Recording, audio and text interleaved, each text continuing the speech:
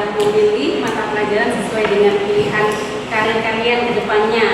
Nah, hari ini adalah hari pertama kita masuk ke kelas kimia, maka hari ini kita akan membuat keyakinan kelas.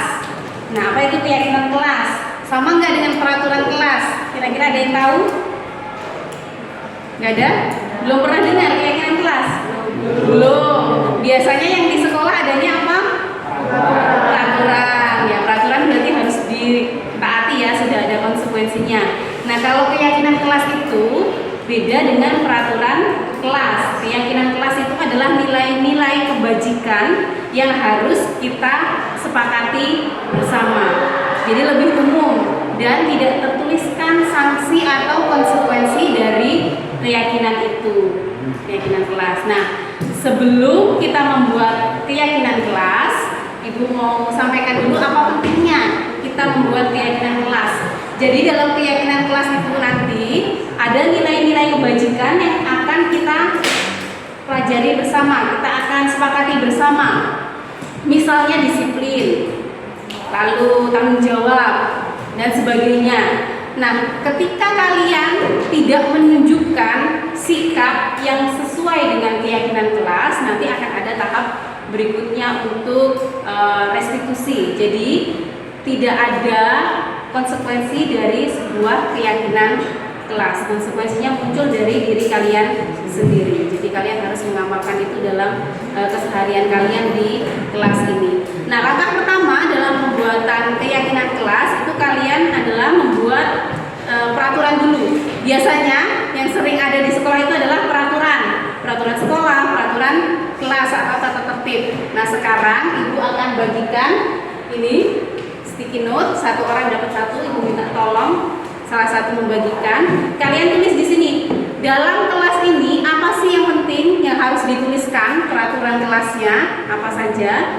Satu orang menulis di sini, lalu kalau sudah selesai ditempelkan di sebelah kanan papan tulis. Di sini ya. Yang sudah selesai nanti langsung tempelkan. Kasih nama di bagian pojok bawah. Ya, siapa yang akan membagikan? Ya.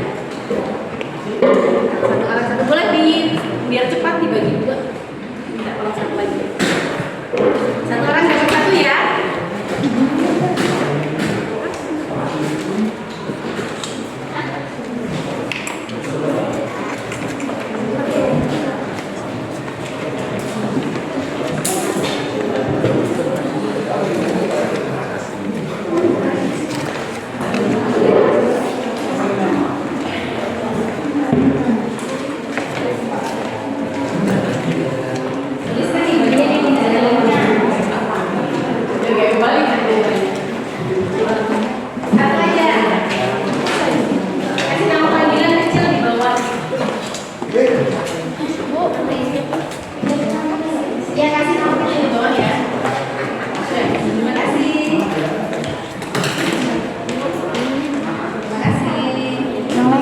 Kalau sudah, tolong ditempelkan di depan kalau sudah.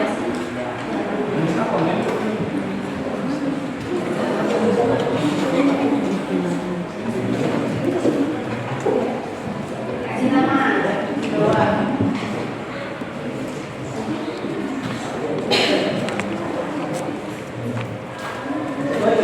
Bisa aja. Tiga apa? Usul kalian di kelas ini apa yang harus diatur?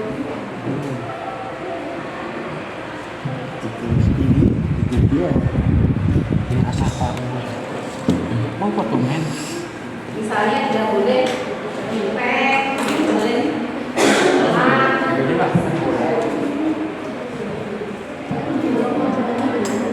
tidak boleh makan. Kalau sudah, tempelkan di depan. Rapi ya. Ya. Tempelkan di depan, disusun. Yang rapi cukup untuk 30 orang. Ya. Iya. Apa-apa, bawahnya.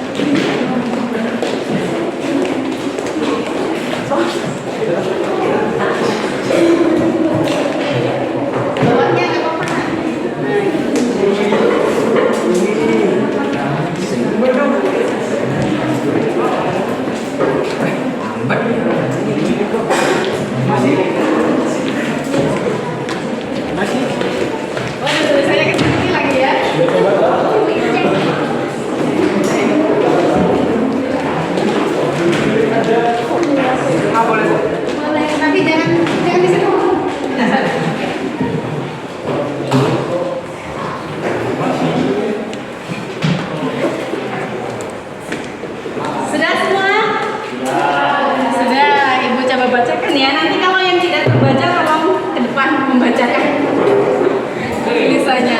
Oke, Ibu review sebentar. Yang pertama ada tidak boleh makan, lalu diberi jeda waktu istirahat.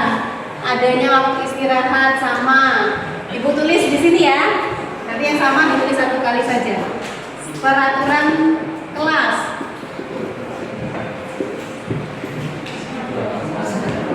Yang satu tadi tidak boleh.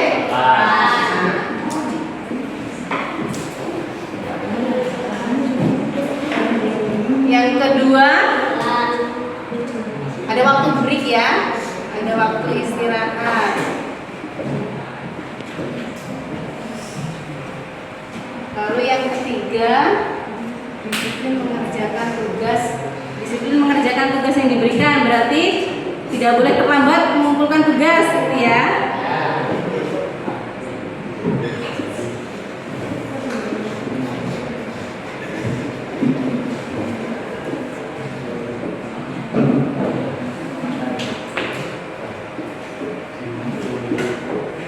Lalu ada apa ini?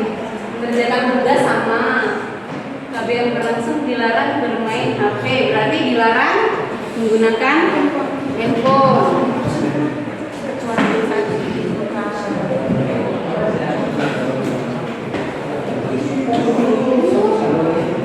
Lalu ada tidak boleh tidur di kelas.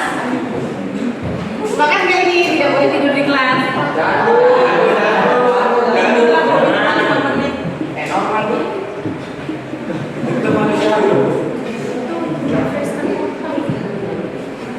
Tidak boleh tidur saat KBM ya.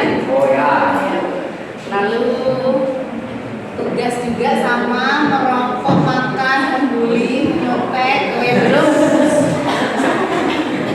Membuli nggak boleh ya. Berarti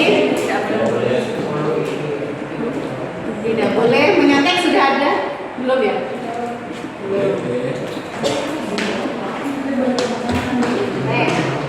Lalu tidak boleh makan sudah ada. Melaksanakan peraturan, taat pada keyakinan, tidak boleh mencampur zat kimia, tidak boleh makan, bukan HP, menggunakan bahasa. Oh tadi bullying ya, tidak boleh melakukan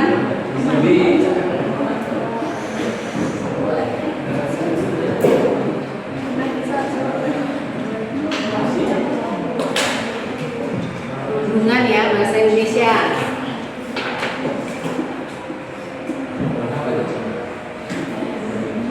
Tidak boleh melakukan perundungan. Lalu apa lagi ini? Tidur sudah, jeda sudah, tertib, tidak boleh makan. Tidak bolos.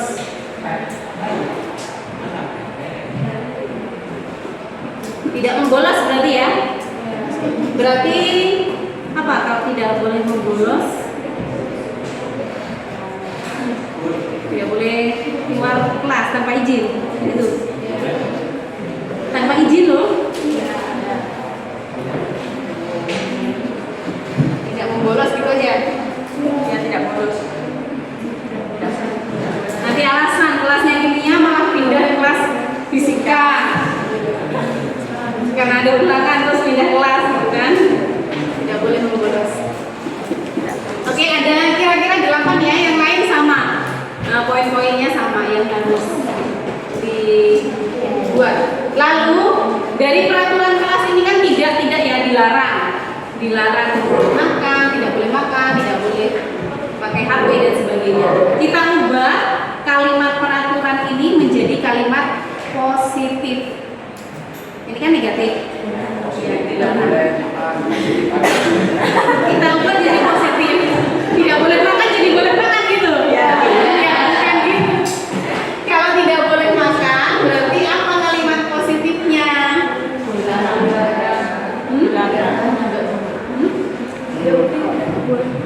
Tidak boleh makan saat KBM, kalimat positifnya apa?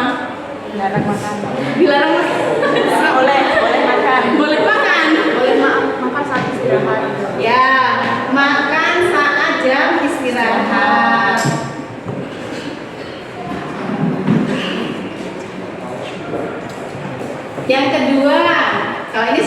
positif ya. Ada jeda waktu istirahat.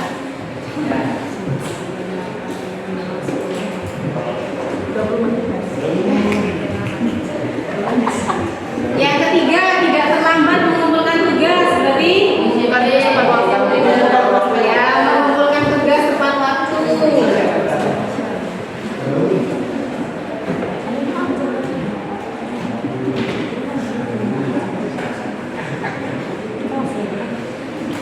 Yang keempat, dilarang menggunakan HP. Berarti menggunakan handphone saat diperlukan, perlu setiap saat, terus jadinya pakai HP terus. Coba kalimat lain, menggunakan handphone perlunya, terus perlu terus. Ya, saat dibutuhkan dalam pelajaran dalam pelajaran. kan biasanya KBM karena pakai HP. Menggunakan handphone dengan seizin guru kelas, gitu ya. Izinin terus.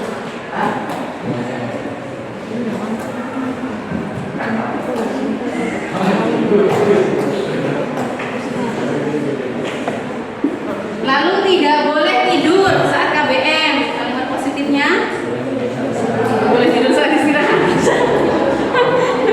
Berarti kalau tidur itu berarti kalian memperhatikan nggak pas di kelas? Enggak. Berarti kalau supaya tidak tidur kalian harus apa di kelas?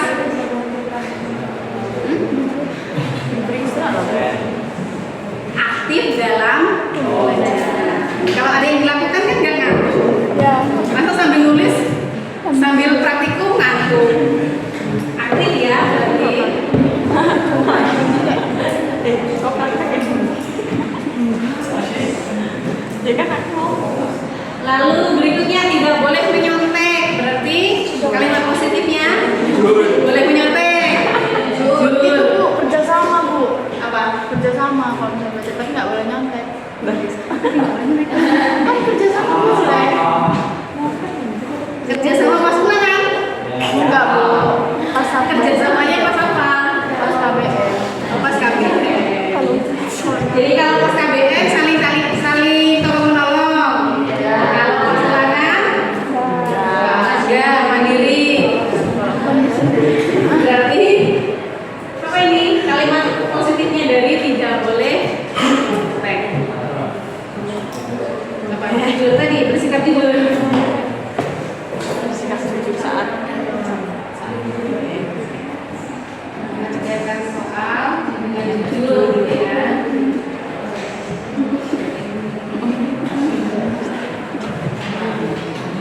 Lalu tidak boleh melakukan perundungan. Perundungan bullying ya. Berarti kalimat positifnya apa? Kalau perundungan kan berarti kalian tidak melakukan apa? Kalau kalian melakukan perundungan kepada orang lain, berarti kalian tidak menghargai orang lain. Berarti kalimat positifnya di sini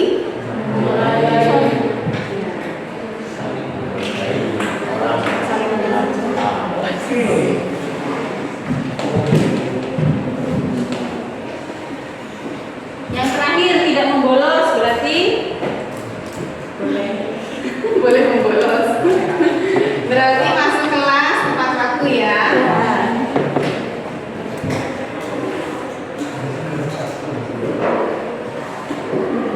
Oke, dari peraturan kelas tadi yang sudah kita ubah menjadi kalimat yang lebih positif, kita akan lihat nilai-nilai kebajikan apa dari peraturan ini yang sudah kalian ajukan tadi akan kita ubah menjadi nilai kebajikan. Nilai kebajikan itu sifatnya universal, tidak memandang ras, suku, agama dan sebagainya, latar belakang. Misalnya adalah jujur. Jujur itu bisa dilakukan oleh semua orang. Berarti kalau dari ini, dari yang nomor 1 makan saat jam istirahat itu nilai kebajikan apa yang bisa kita ambil? Disiplin. Ya, disiplin boleh. Apalagi? Disiplin, taat, terus tanggung jawab ya.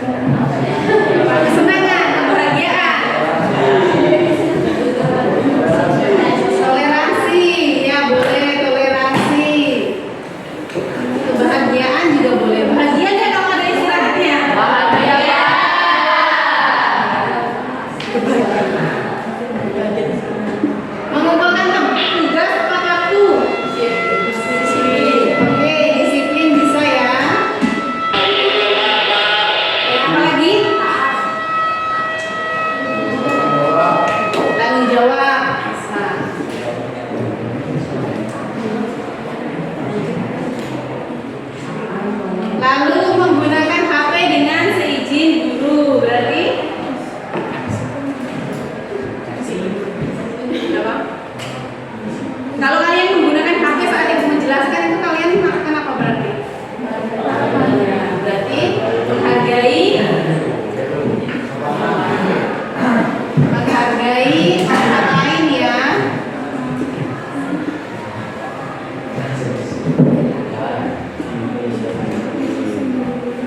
Menghargai orang lain dan diri sendiri. Lalu aktif saat KBM berarti nilai kebajikan apa? Nambah gue. Nilai kebajikan apa yang ada di aktif saat kegiatan KBM?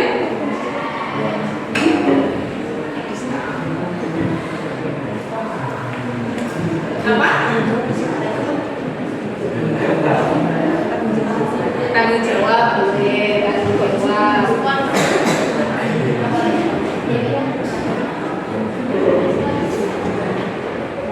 Mengerjakan soal dengan jujur. Jujur, kejujuran. Lalu apa lagi? Percaya diri, ya benar sekali. Kalau nggak percaya diri pasti lirik-lirik jawaban temannya. Percaya diri. Apalagi? Apa poin utama dari profil pelajar Pancasila?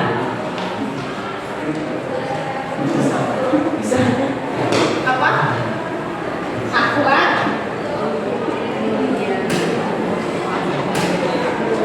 Berakhlak mulia. Lalu saling menghargai berarti? Ya, menghargai atau menghormati ya.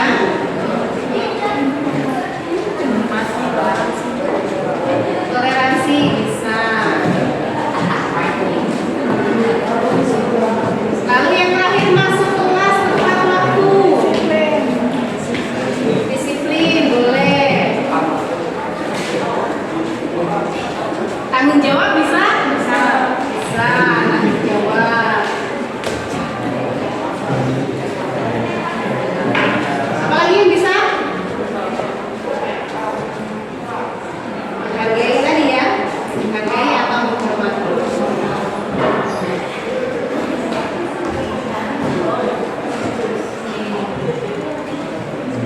Oke, dari peraturan-peraturan kelas tadi yang sudah kita ubah, kita ambil nilai-nilai kebajikan universal yang bisa kita pakai dalam kelas kita. Ada beberapa yang sama ya. Maka kita ambil poinnya ada disiplin, lalu tanggung jawab, toleransi, kebahagiaan, sama berarti menghargai orang lain dan diri sendiri, jujur, percaya diri dan akhlak mulia, menghargai sudah ada. Jadi ada berapa keyakinan kelas kita? Minta tolong satu orang sebutkan keyakinan kelas kita apa?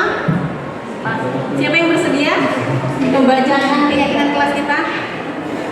Satu orang. Please raise your hand. Gali, mau coba? Ya, mereview apa keyakinan kelas kita. Dibacakan apa keyakinan kelas kimia kita. Oke, yang pertama itu makan. Keyakinan kelas yang di sebelah sini. Maaf, bukan Yang itu. di sini kasih tanda. Disiplin. Ya. Disiplin.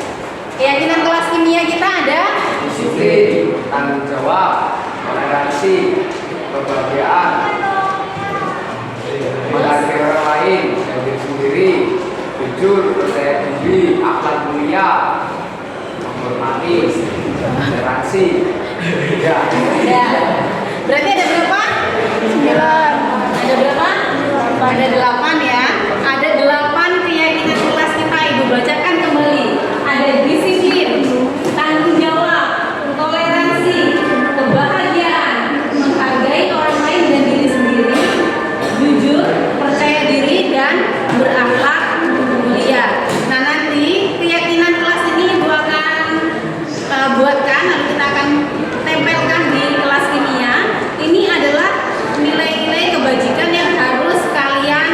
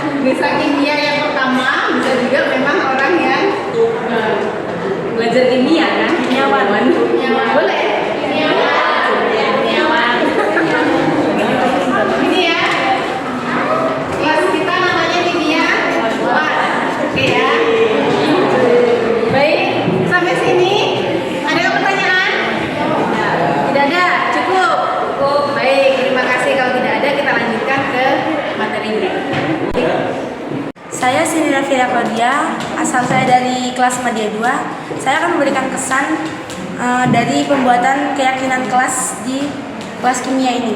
Perasaan saya ketika membuat keyakinan kelas ini tadi, saya merasakan ada hal baru karena yang tidak biasanya saya rasakan di kelas yang biasanya, ternyata ada juga yang saya rasakan di kelas kimia.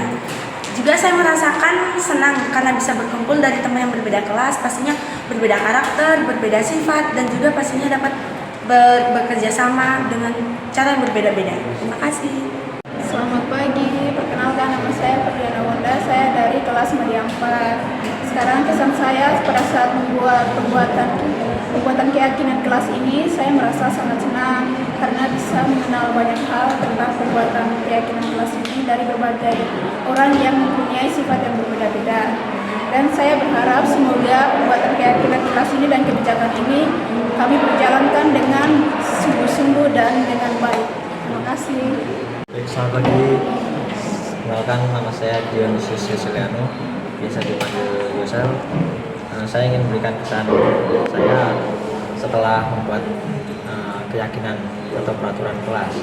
Jadi kesan saya adalah saya merasa sangat senang karena saya dan teman-teman dilibatkan dalam membuat keyakinan dan peraturan yang ada di kelas. Lalu kita juga jadi peraturan itu tidak dipaksakan oleh guru, tapi kita sendiri yang membuat dan kita juga yang melakukan. Terima kasih.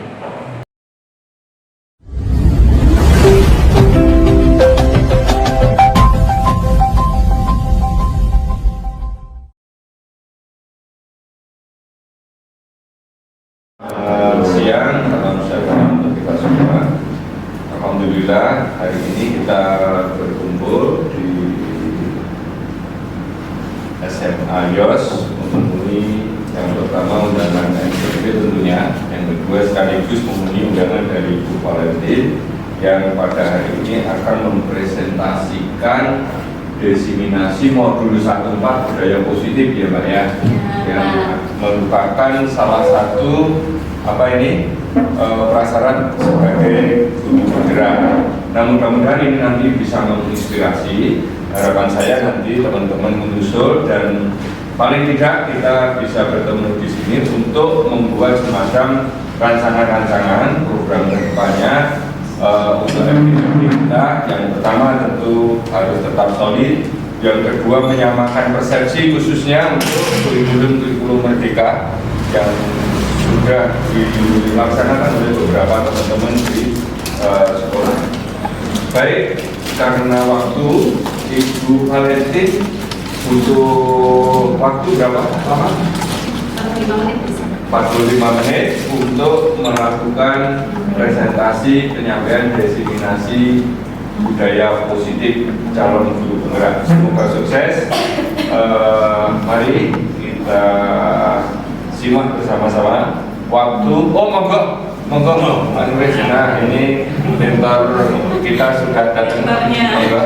Mohon maaf, langsung dimulai dulu. Ini karena memenuhi undangannya beliau ini. Monggo, boleh. Monggo, silakan. Ya, silakan waktu dan tempat saya persilakan. Bu Desi, nggak usah grogi, nggak usah apa. Boleh grogi. Ya, baik. Terima kasih Pak Pablo yang sudah membuka acara kita pada hari ini.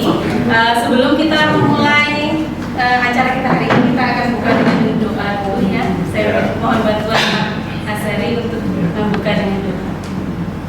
Monggo, Mas Ari. Assalamualaikum warahmatullahi wabarakatuh. Waalaikumsalam. Baiklah Bapak Ibu sekalian, pagi hari ini kita akan berdoa untuk mengajar dan mendapatkan berkah serta ridho dari Allah Subhanahu wa Ta'ala, sehingga hasil dari kegiatan ini bisa bermanfaat bagi diri kita sendiri dan bagi siswa kita. Amin.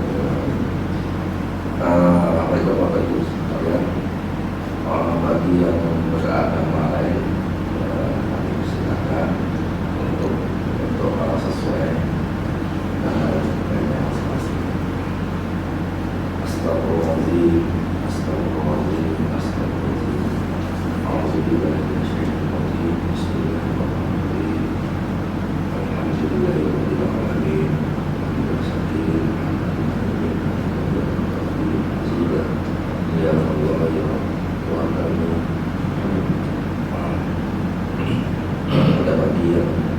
bahagia ini dengan segala kebesaran keagungan nama-Mu ya Allah. Kami ini untuk dan beribadah pada hadirat kehadiran. Kami adalah hamba-Mu yang lemah, hanya berkat kemurahan dan kasih sayang-Mu ya Allah. Kami akan bersyukur kepada-Mu untuk melangsungkan kegiatan kami ini. Destinasi dari positif dan informasi dan BNP dunia pada awal tahun ajaran baru 2023 dan 2024. Pada-Mu ya Allah, kami mohon jadikanlah kegiatan ini kegiatan yang penuh berkah, ridho dan cinta kepada Allah. Dan jadikanlah kami guru-guru yang tangguh dan berilmu tinggi, sehingga kami dapat merumuskan dan menyelesaikan materi kegiatan kami ini ya Allah. Mudahkanlah usaha kami ini, berikanlah kami kecakapan bicara sehingga kata-kata itu dapat dipahami oleh sesama. Ya Allah, ya Rabbal Izzati, tundukkanlah hati dan mulut kami agar dapat menerima setiap usulan dalam organisasi dan peserta kegiatan ini.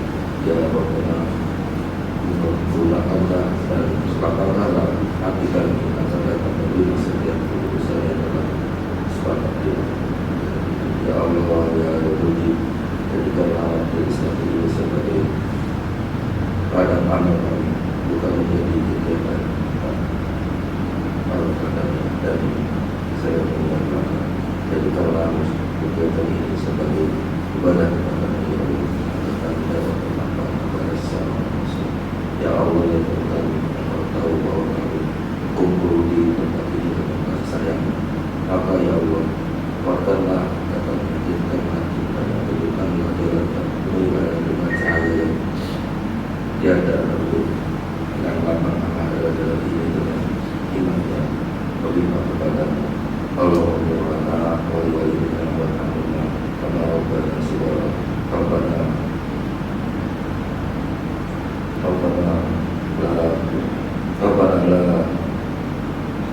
Rabbana atina fid dunya hasanah wa fil akhirati hasanah wa qina adzabannar.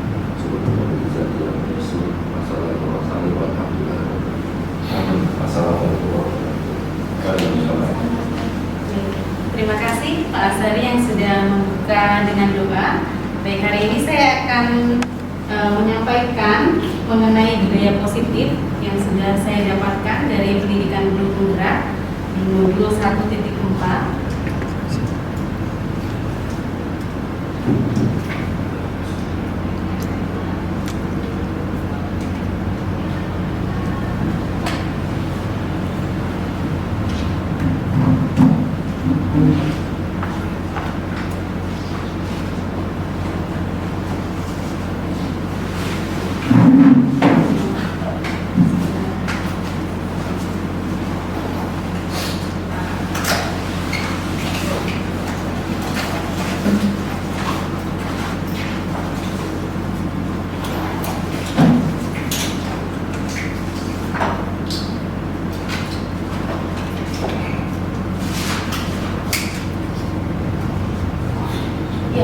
Kita sudah membuka acara hari ini dengan doa. Selanjutnya saya akan membawakan beberapa materi. Yang pertama adalah mengenai disiplin positif, lalu motivasi perilaku manusia, 5 kebutuhan dasar, posisi kontrol, keyakinan kelas, segitiga restitusi, dan juga penerapan segitiga restitusi yang sudah saya lakukan di sekolah.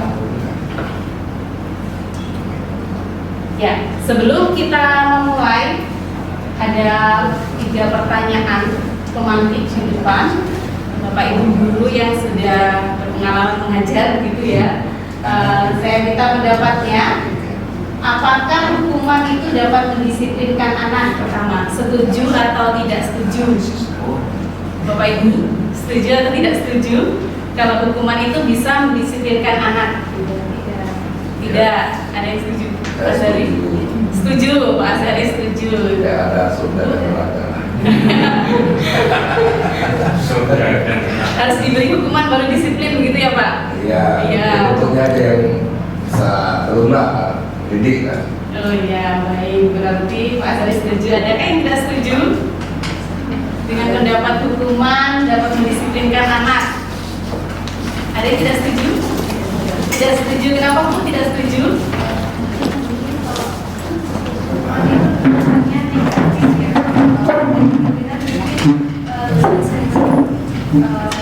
Dicari hal lain atau sesuatu yang lain yang kira-kira dari diri dia bagaimana dia bisa menyatakan diri dia benar atau salah.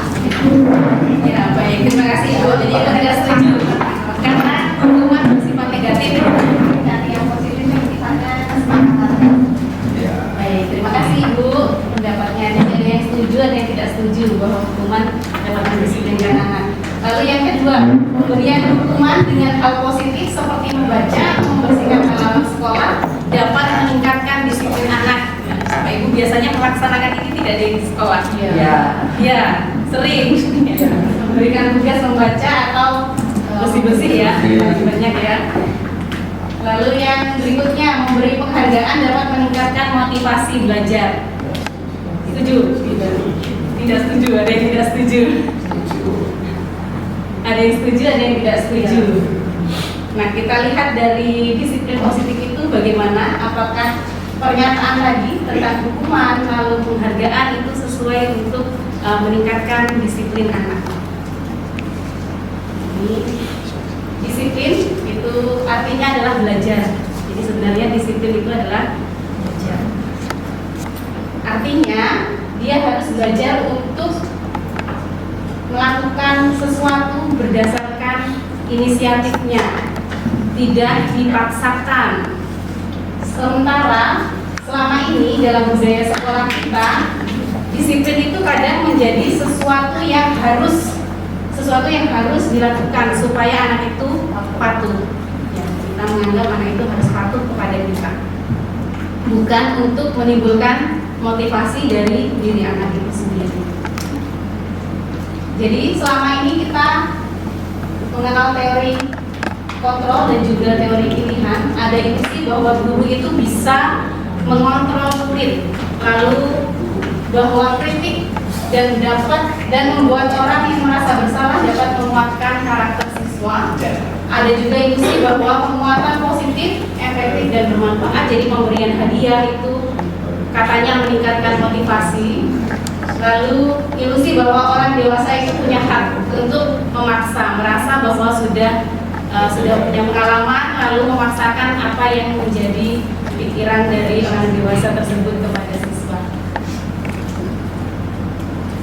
Nah, padahal sesungguhnya yang memiliki kontrol atas diri kita adalah diri kita sendiri, bukan tergantung dari lingkungan sekitar, baik hukuman maupun penghargaan tadi. Jadi dalam teori kontrol, kita akan berusaha untuk memahami pandangan orang lain, tidak melulu tentang pandangan saya atau yang baik menurut saya, tapi kita harus belajar dari pandangan orang lain. Lalu semua perilaku itu memiliki tujuannya masing-masing. Jadi tidak ada orang bertindak itu responsif saja, tidak ada tujuannya, impulsif. Lalu hanya Anda yang bisa mengontrol diri Anda. Jadi kontrol ada pada diri sendiri. Tidak bisa mengontrol orang lain, termasuk siswa, walaupun kita adalah seorang guru.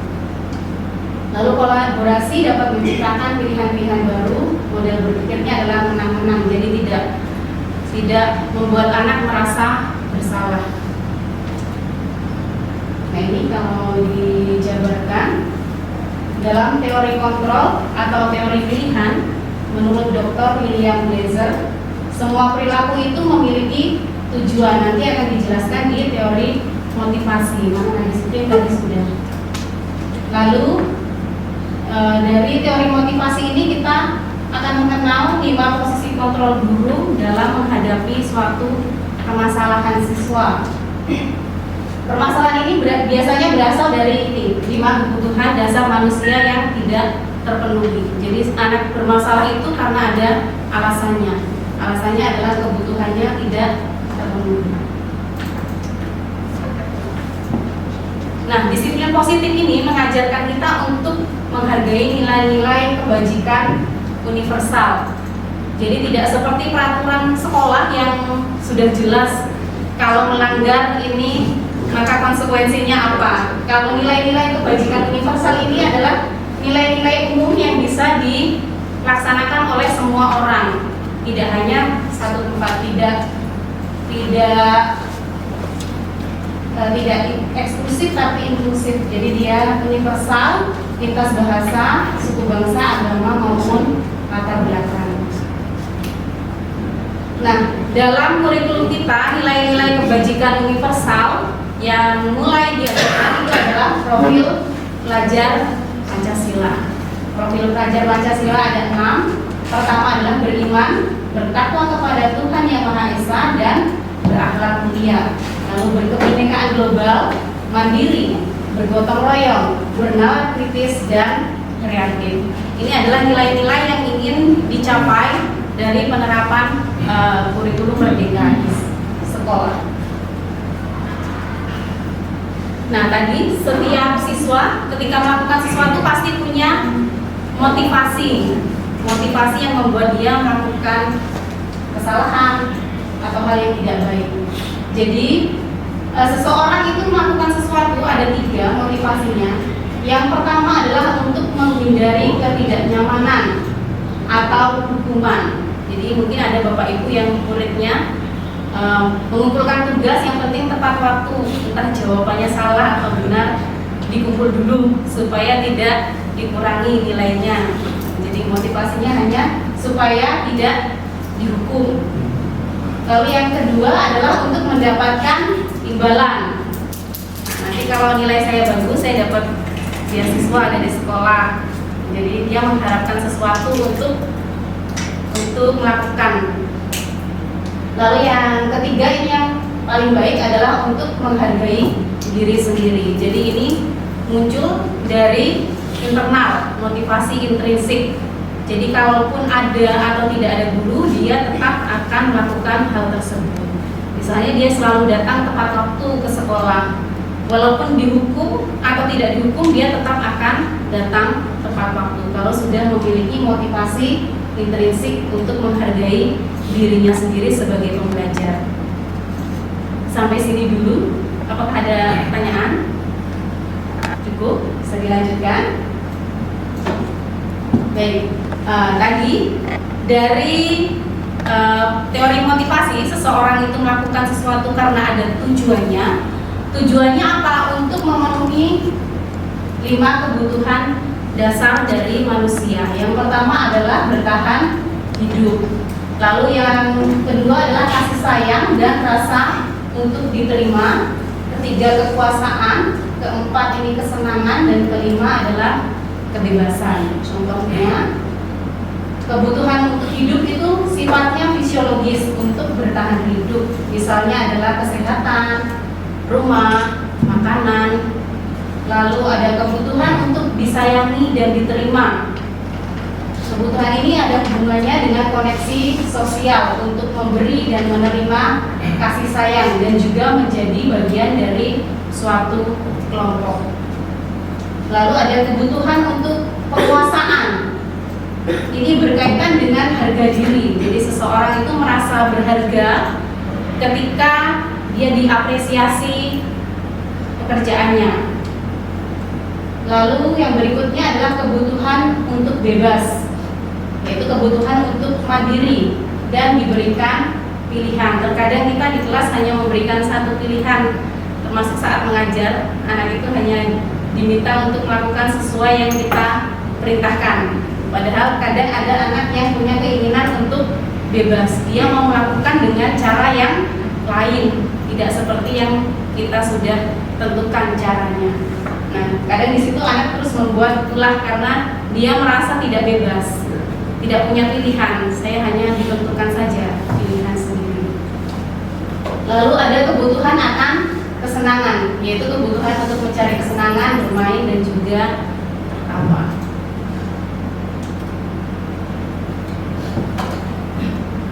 Selanjutnya,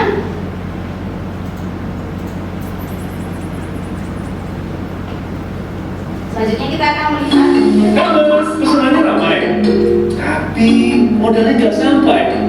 Tenang aja, kamu bisa ngembangin usahamu.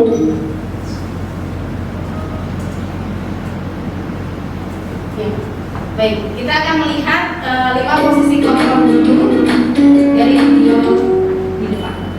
Salam bahagia Ibu dan Bapak Guru hebat. Dalam penerapan disiplin positif restitusi, salah satu program yang dikembangkan adalah 5 posisi kontrol. 5 posisi kontrol dalam restitusi adalah proses perjalanan seorang pendidik agar dapat mengenali dirinya. Pada video kali ini, kita akan membahas tentang 5 posisi kontrol yang dikembangkan oleh Diane Dawson dan contoh penerapannya.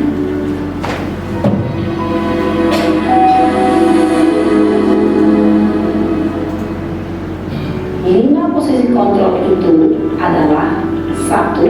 Posisi penghukum, 2. Posisi pembuat merasa bersalah, 3. Posisi teman, 4. Posisi pemantau atau monitor, dan 5. Posisi manajer. Untuk lebih memahami kelima posisi tersebut, mari kita saksikan kasus Naren yang terlambat hadir 20 menit di sekolah dan melihat bagaimana kelima posisi kontrol dalam menghadapi masalah tersebut.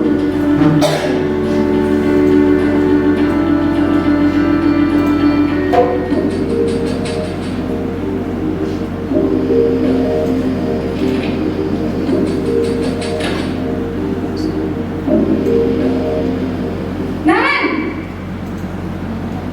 Sini kamu! Selamat pagi, Bu. Selalu terlambat. Kamu deh, pasti terlambat. Maaf, Bu. Saya Apa? Apa coba? Alasan kamu apa lagi? Kapan sih kamu tidak terlambat? Malas sekali aku jadi anak. Dasar pemalas. Gak kapok-kapok sih kamu. Sudah berapa kali terlambat? Sana, kamu keliling lapangan basket 2 kali. Kenapa saya harus keliling lapangan basket, Bu? Kenapa? Kamu melawan ibu. Berani-beraninya jawab. Sudah terlambat, masih berani jawab pula. Sekarang, keliling lapangan basket 5 kali sekalian. Biar kapok. Cepat. Pergi sana ke lapangan basket. Posisi penghukum biasanya berbicara dengan nada tinggi, menghardik, menunjuk-nunjuk, menyakiti, dan menyindir. Hukuman bisa berupa fisik maupun psikis. Ibu dan Bapak Guru hebat, dampak yang terjadi pada murid ketika guru berada pada posisi penghukum adalah murid cenderung akan memberontak, bahkan menyimpan dendam.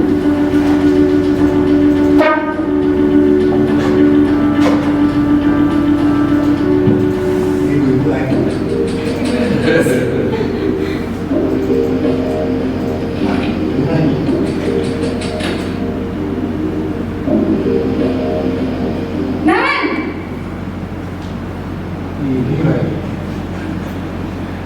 Selamat pagi, Bu.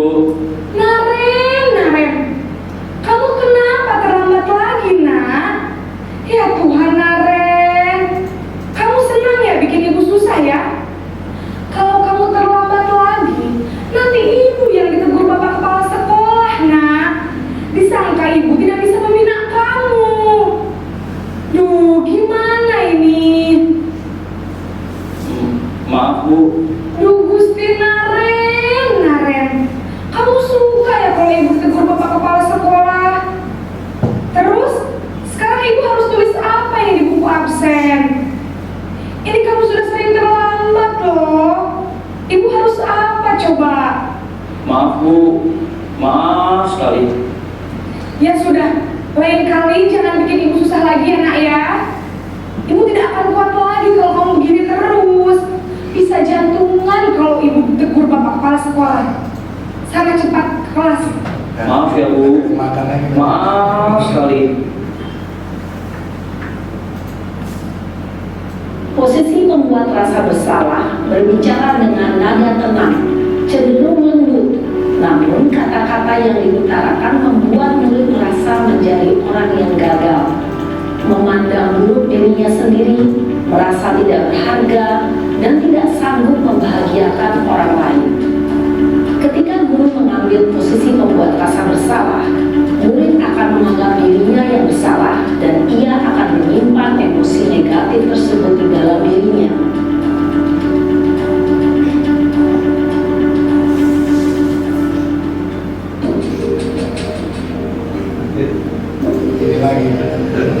Sama gurunya. Guru itu gampang berubah ya.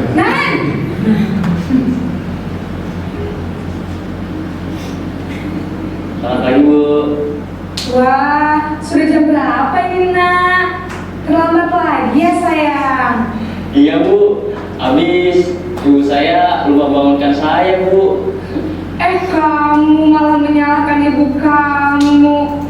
Kamu bukannya anak yang larinya paling kencang.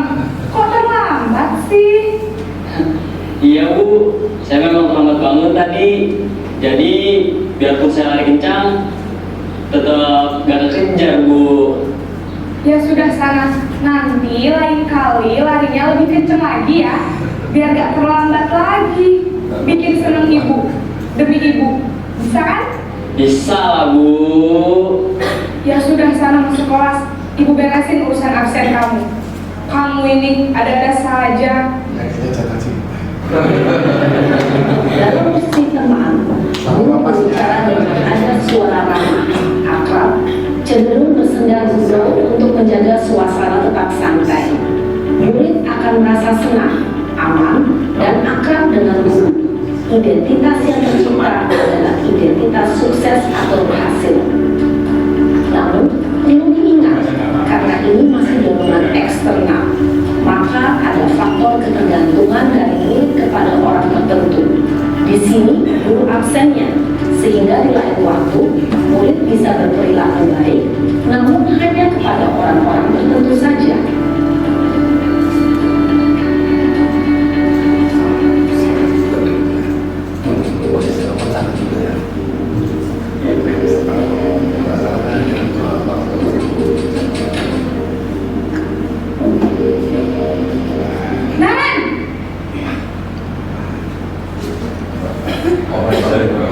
Selamat pagi, Bu.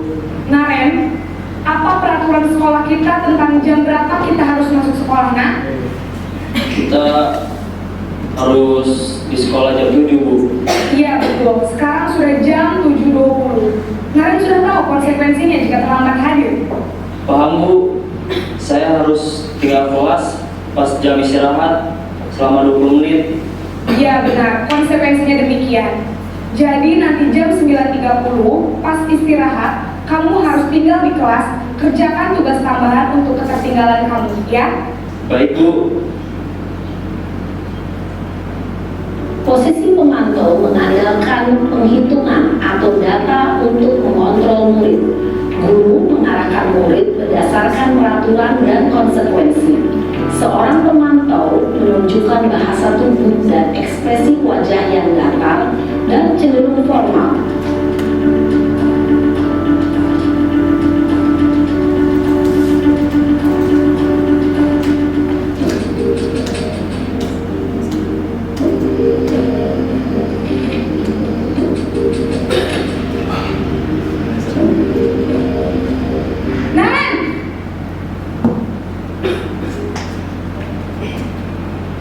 Selamat pagi, Bu.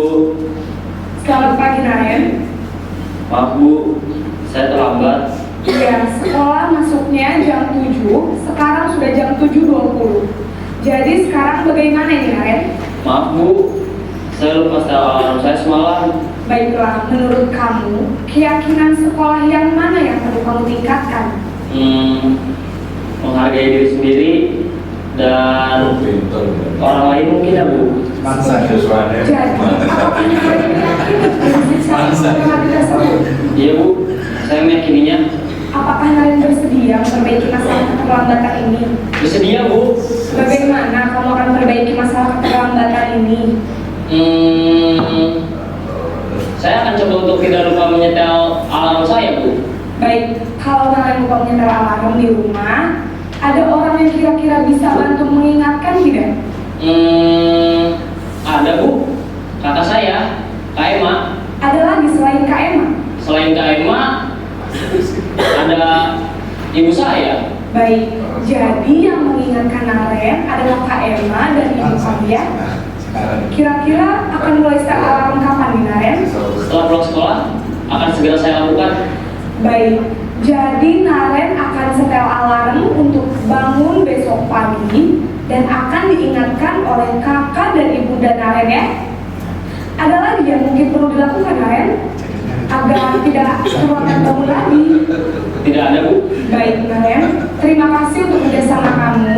Sekarang kamu perlu kembali ke kelas untuk belajar. Baik, Bu. Terima kasih.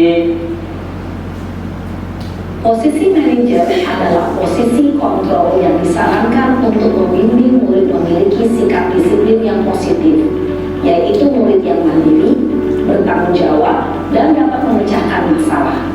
Tujuan dari posisi ini adalah agar murid dapat berefleksi atas tindakannya. Guru akan dengan tulus memberikan pertanyaan-pertanyaan bermakna, sehingga membuat murid dapat belajar dari kesalahannya dan mencari sebuah solusi untuk menyelesaikannya. Ibu dan bapak guru hebat, setelah mengamati adegan kelima posisi kontrol tadi, kira-kira posisi mana yang paling ideal? Posisi mana yang dapat menunjang motivasi intrinsik murid? Ya, tentu posisi manajer. Posisi ini memang posisi ideal yang ingin dituju. Menegakkan dirinya dan mengatur peri kehidupannya dengan tertib. Dalam hal ini termasuklah juga mengatur tertibnya berhubungan dengan kemerdekaan. Juga kita harus melihat kemerdekaan orang lain di dalamnya. Nah, inilah beda peraturan kelas dengan keyakinan kelas. Kalau peraturan itu jelas sudah terperinci gitu ya. Kalau keyakinan kelas ini lebih ke umum tadi, nilai-nilai kebajikan universal seperti tanggung jawab, menghormati orang lain, berkomitmen, keselamatan, kesehatan dan sebagainya. Jadi terlihat tidak spesifik, tapi itulah nilai-nilai yang ingin kita, identitas gagalnya menjadi identitas yang berhasil. Salah satu caranya dengan bertanya seperti yang ada di sini, bahwa berbuat salah itu tidak ada manusiawi, tidak ada manusia yang sempurna. Bapak dan ibu juga pernah melakukan kesalahan. Ini untuk menstabilkan identitas anak supaya dia tidak merasa bahwa dirinya yang paling bersalah dalam kejadian tersebut. Setelah identitasnya stabil, kita validasi kebutuhan. Seperti tadi di awal, bahwa semua tindakan itu memiliki tujuan untuk memenuhi kebutuhan dasarnya. Maka kita harus menanyakan apa kebutuhan dari siswa tersebut. Dengan contoh-contohnya seperti yang di depan, kamu bisa saja melakukan hal yang lebih buruk, tetapi kamu tidak melakukannya kan? Lalu kamu pasti punya alasan. Jadi kita menanyakan alasan kenapa dia melakukan hal tersebut. Tidak langsung diberikan konsekuensi atau hukuman. Lalu apa yang penting, kamu boleh tetap berusaha dan seperti itu. Lalu tahap yang terakhir yaitu menanyakan keyakinan. Jadi setelah tahu kesalahannya apa, bagaimana cara untuk memperbaikinya dengan menanyakan keyakinan kelas apa yang sudah dia langgar dari perbuatannya.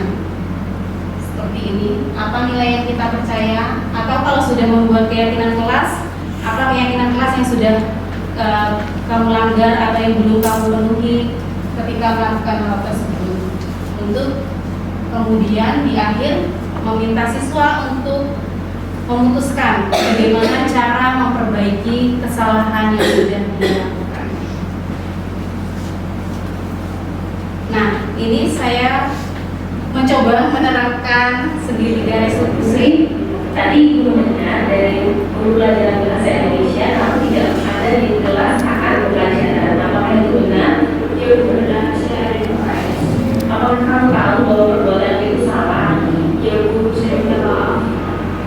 Membuat kesalahan itu memang hal yang manusiawi. Namun, ingin mengetahui apa alasanmu melakukan hal itu. Apakah kamu sedang sakit? Tidak Bu, saya di UKS. Semalam dia istirahat. Semalam dia berada di kamar yang HP. Jadi bagi tadi saya masuk. Main HP memang sangat menyenangkan ya. Namun, jangan sampai mengganggu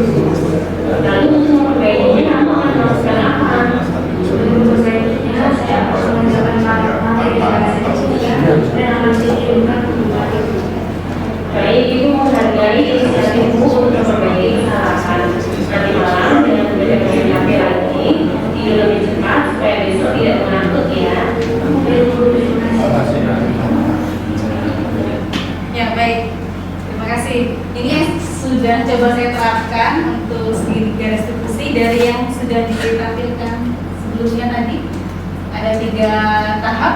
Boleh saya minta masukan apakah saya sudah melakukan tahap-tahap segitiga restitusi tadi dari kasus.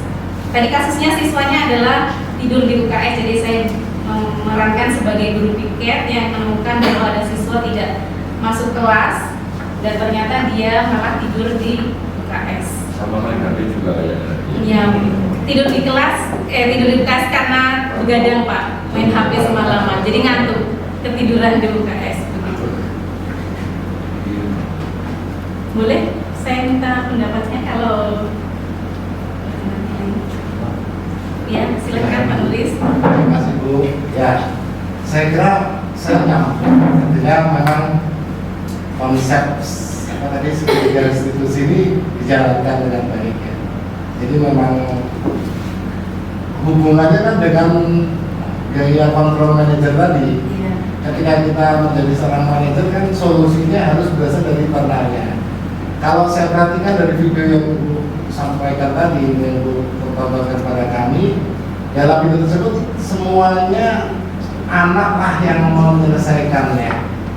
Berarti sebenarnya dalam segitiga restitusi ini keahlian guru itu bagaimana mendesain sebuah pertanyaan di mana pertanyaan tersebut mampu mengembangkan pikir anak untuk menyelesaikan permasalahannya, gitu ya Bu ya. Iya. Saya perhatikan begitu, jadi memang tahapannya tadi sudah terlewati, ada menstabilkan identitas tadi, kemudian itu juga melakukan apa tadi yang validasi kebutuhan, kemudian jadi disadarkan dengan keinginannya. Ada tapi tadi coba yang pertama yang stabilitas menstabilkan berbuat salah itu hanya manusiawi. Nah itu memang itu yang jarang kita lakukan. Saya pernah mencoba itu. Ketika Bapak dulu juga suka membolos ya. Malah tertantang untuk membolos gitu ya Pak? Ya, saya juga bilang bolos dulu. Ya, artinya ketika itu kan supaya dia tidak tertekan, gitu. Faktor internalnya dikeluarkan supaya nanti dia bisa menyelesaikan permasalahannya sendiri. Jadi yang luar biasa yang saya tangkap Bu, benar-benar nggak salah. Dalam segitiga restitusi itu solusi harus berasal dari internal siswanya, dan tugas guru adalah mengembangkan 3 model segitiga ini supaya pertanyaan-pertanyaan kita menggiring mereka untuk mendapatkan solusi dari dalamnya, bukan kita yang memberi solusi. Itu Bu. Ya. Terima kasih. Baik. Terima kasih Pak Nuris. Kalau bisa itu mungkin Allah Pak. Jadi kalau biasanya itu kan kalau anak membuat kesalahan itu mereka menutup diri, membuat pagar supaya kita tidak tahu apa yang sebenarnya terjadi. Nah, tugas kita sebagai guru adalah mengulik tadi sebenarnya motivasinya apa sih melakukan itu. Kadang ada anak yang melakukan kesalahan itu hanya untuk coba-coba, ngetes. Ada juga yang memang karena dia ada kebutuhan yang tidak terpenuhi dari dirinya, tapi juga tadi yang iseng begitu ya. Jadi kita sebagai guru memang harus melihat dulu apakah alasan di balik tindakan dari siswa tersebut. Lalu kemudian yang selama ini belum, yang masih jarang termasuk saya juga melakukan adalah meminta siswa untuk memperbaiki kesalahannya menggunakan inisiatifnya sendiri. Biasanya kita berpatokan kalau di sekolah sudah ada peraturan begitu ya, peraturan sekolah kalau bolos sanksinya ini, kalau terlambat sanksinya ini.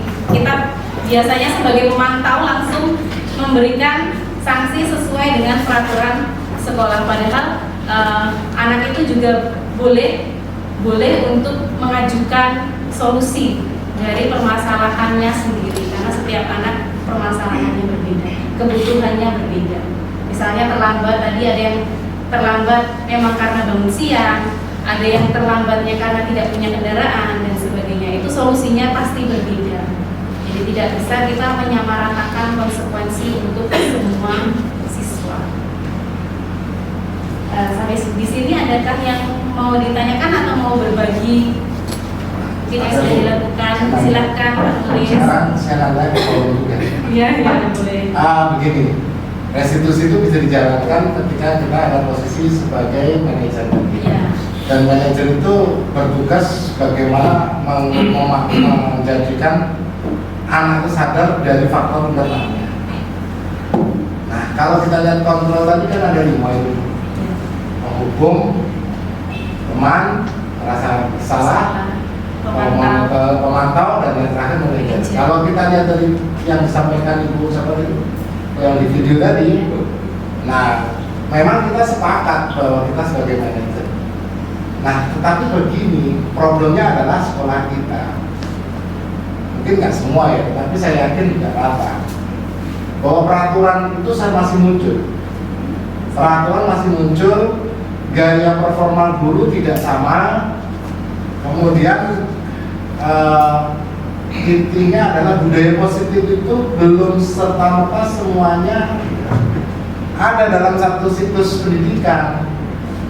Kalau kita mencoba dengan cara itu kita satu orang yang rentan 90 orang. Bahkan mungkin di antara kita sendiri aja masih punya pendapat bahwa teori behaviornya itu masih harus ketika anak itu dibentak dia harus diam dan itu dianggap berhasil. Mungkin di ruangan yang kita sudah coba tadi juga belum tentu semua sepakat bahwa faktor internal sebagai control manager itu menjadi solusi. Nah, sekarang yang menjadi pertanyaan besar kita adalah apa yang harus kita lakukan pertama kali ketika melihat sekolah kita masih ada poin, masih ada peraturan, masih ada penghargaan ranking 1, masih ada klasifikasi kelas, masih ada bentuk penghukuman anak, dan itu masih disepakati sekolah.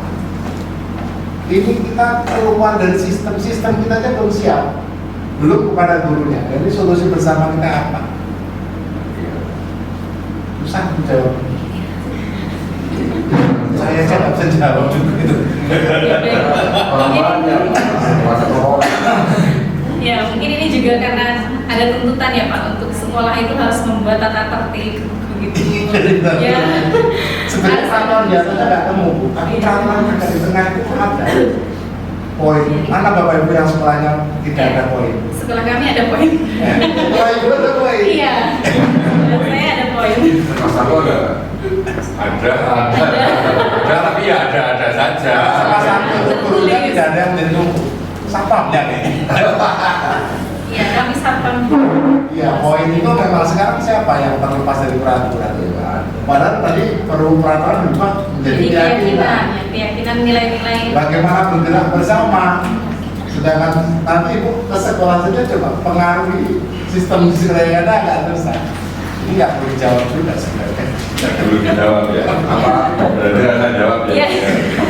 Yang bisa kita lakukan mulai dari diri kita sendiri dulu Pak. Siapa tahu ketika kita sudah rutin melakukan ini garis diskusi tadi saat menghadapi sebuah permasalahan, ketika rekan guru atau atasan itu juga melihat bagaimana cara kita menangani sebuah permasalahan, ternyata itu menimbulkan dampak yang lebih positif daripada hanya menerapkan peraturan. Ya, semoga nanti bisa menjadi inspirasi sekolah untuk mengubah sistemnya menjadi lebih baik lagi.